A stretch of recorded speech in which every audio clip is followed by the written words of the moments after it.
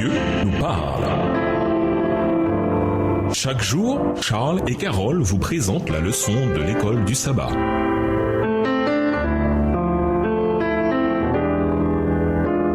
Bienvenue à votre émission Dieu nous parle. Nous voilà à la leçon de mercredi, adorer le Rédempteur. Aussi cruciale que soit la doctrine de la création pour notre foi, elle n'apparaît pas seule, notamment dans le Nouveau Testament. Elle est souvent associée et de manière inextricable à la doctrine de la rédemption. Et la raison en est simple. Franchement, dans un monde déchu, un monde de péché et de mort, la création seule ne suffit pas. Nous vivons, nous luttons, nous souffrons, c'est notre lot à tous. Et ensuite, quoi donc? Nous mourons et nous nous retrouvons en fin de compte comme des carcasses d'animaux sur le bord de la route. Nous avons donc également aussi crucial que notre vision du monde, la doctrine de la rédemption. Et cela signifie que nous avons Jésus-Christ et Jésus-Christ crucifié et ressuscité au cœur de tout ce que nous croyons. Lisons Jean 1, les versets 1 à 14. De quoi nous parlent ces textes concernant ce qui était Jésus et ce qu'il fait? Jean 1, les versets 1 à 14. Au commencement était la parole et la parole était avec Dieu et la parole était Dieu. Elle était au commencement avec Dieu. Toutes choses ont été faites par elle et rien de ce qui a été fait n'a été fait sans elle. En elle était la vie et la vie était la lumière des hommes. La lumière, lui, dans les ténèbres et les ténèbres ne l'ont point reçu. Il y eut un homme envoyé de Dieu. Son nom était Jean. Il vint pour servir de témoin, pour rendre témoignage à la lumière, afin que tous crussent par lui. Verset 8. Il n'était pas la lumière, mais il parut pour rendre témoignage à la lumière. Cette lumière était la véritable lumière qui, en venant dans le monde, éclaire tout homme. Elle était dans le monde et le monde a été fait par elle, et le monde ne l'a point connue. Elle est venue chez les siens et les siens ne l'ont point reçue. Mais à tous ceux qui l'ont reçue, à ceux qui croient en son nom, elle a donné le pouvoir de devenir enfants de Dieu, lesquels sont nés, non du sang, ni de la volonté de la chair, ni de la volonté de l'homme, mais de Dieu. Et la parole a été faite chair, et elle a habité parmi nous, pleine de grâce et de vérité, et nous avons contemplé sa gloire, une gloire comme la gloire du Fils unique venu du Père. Voyez également le passage du premier ange. Je vis ensuite un autre ange voler haut dans le ciel. Il avait un évangile éternel pour l'annoncer aux habitants de la terre, à toute nation, à toute tribu, à toute langue et à tout peuple. Il disait d'une voix forte, « Craignez Dieu et rendez-lui gloire, car l'heure de son jugement est venue. Adorez celui qui a fait le ciel, la terre, la mer et les sources d'eau. » Apocalypse 14 et versets 6 et 7 dans la version second 21. Remarquez que l'évangile éternel est directement associé à Dieu en tant que créateur. Et quand nous prenons conscience que le Dieu qui nous a créés est le même Dieu qui, incarné, a pris sur lui le châtiment de notre péché, il n'est pas étonnant que nous soyons appelés à l'adorer. Quelle autre réaction pourrions-nous avoir quand nous comprenons comment est vraiment notre Dieu? C'est pour cette raison que Christ et Christ crucifié doit rester au centre de tout ce que nous enseignons. Un enseignement qui, en fait, doit également inclure le retour de Jésus. Car la première venue de Christ ne nous fera pas beaucoup de bien sans la deuxième. On pourrait même dire, à partir de la Bible, que la première et la seconde venue de Christ sont deux facettes d'un seul et même événement, le plan du salut. Attardez-vous longuement sur l'idée exprimée dans Jean 1,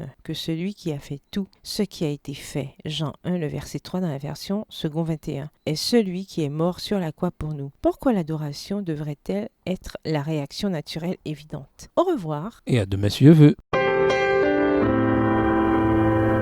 Dieu nous parle. Chaque jour, Charles et Carole vous présentent la leçon de l'école du sabbat.